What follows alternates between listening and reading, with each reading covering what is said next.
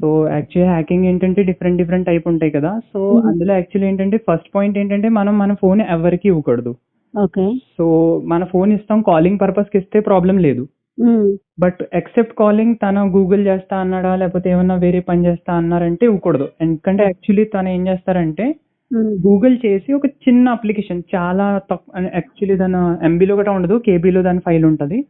So download చేసి మీ phone లో install చేసేస్తారు. తర్వాత ఆ యాప్ ఏంటంటే మిమ్మల్ని కంటిన్యూస్ గా మానిటర్ చేస్తూ ఉంటది. అంటే మీరు ఎక్కడికి వెళ్తున్నారు, ఏం చేస్తున్నారు, ఏం ట్రాన్సాక్షన్ చేస్తున్నారు, ఎవరికి ఫోన్ చేస్తున్నారు, ఏం మెసేజ్ వస్తున్నాయి, అన్ని XYZ అన్ని దాని దగ్గరికి ఇన్ఫర్మేషన్ అనేది ట్రాన్స్ఫర్ అవుతూ ఉంటది. ఓకే. సో అందుకే మనం ఫోన్ ఇవ్వకూడదు.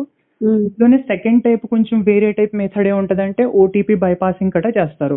అంటే మీరు ఫోన్ తీసుకున్నారు కదా, తను అవును. ఫోన్ తీసుకున్నాక ఏం చేస్తారంటే మీకు వచ్చే ఓటీపీస్ లేకపోతే మీకు వచ్చే మెసేజెస్ లేకపోతే మీకు వచ్చే కాల్స్ అట్లని వాళ్ళ నంబర్ పైన ట్రాన్స్ఫర్ లో పెట్టేస్తారు. అంటే డైవర్ట్ కాల్ ఫార్వర్డింగ్ ఉంటది కదా, దాన్ని ఇనేబుల్ చేస్తారు.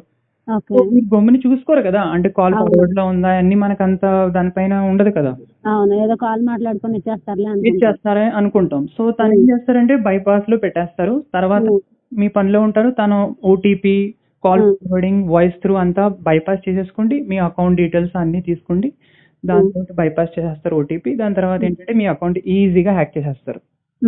సో ఇది నంబర్ 1 పాయింట్. తర్వాత నంబర్ 2 పాయింట్ ఏంటంటే మీరు ఎప్పుడైనా యాప్స్ ఇన్స్టాల్ చేద్దాం అనుకుంటున్నారు అనుకోండి, యాప్స్ ప్లే స్టోర్ వదిలి ఇంకెందులోంచి ఇన్స్టాల్ చేయొద్దు. ఎవరైనా పంపించినా కూడా ఇన్స్టాల్ చేయొద్దు డౌన్లోడ్ చేసి, క్రోమ్ డౌన్లోడ్ చేసి ఇన్స్టాల్ చేయొద్దు, ఓన్లీ ప్లే స్టోర్ నుంచి డౌన్లోడ్ చేసుకోవాలి యాప్స్. ఓకే. థర్డ్ పాయింట్ ఏంటంటే ఎవరైనా మీకు లింక్స్ పంపితే ఆ లింక్స్ ని క్లిక్ చేసి ఓపెన్ చేయొద్దు ఎప్పటికి. ఒకవేళ ఇది క్లిక్ చేయండి మీకు అది దొరుకుతుంది ఇది దొరుకుతుంది అని పెడతారు, బట్ క్లిక్ చేయొద్దు, ఎప్పుడు దాన్ని ఎంటర్ చేయొద్దు. ఫోర్త్ పాయింట్ గురించి మాట్లాడదాం. సో పాయింట్ ఏంటంటే మీరు ఎప్పుడైనా నెట్ బ్యాంకింగ్ చేద్దాం అనుకుంటున్నారు లేకపోతే మీ మనీ ట్రాన్స్ఫర్ చేద్దాం అనుకుంటున్నారు, అమెజాన్ ఏదో ఎక్కడో మీరు క్రోమ్ లోంచి పేమెంట్ చేద్దాం అనుకుంటున్నారు ఏదో ప్రొడక్ట్ కి. సో అక్కడ మీరు ఎప్పుడు మీ డీటెయిల్స్ ఎంటర్ చేస్తారో అక్కడ లెఫ్ట్ లో కార్నర్ లో HTTPS అని అడ్రస్ వస్తుంది.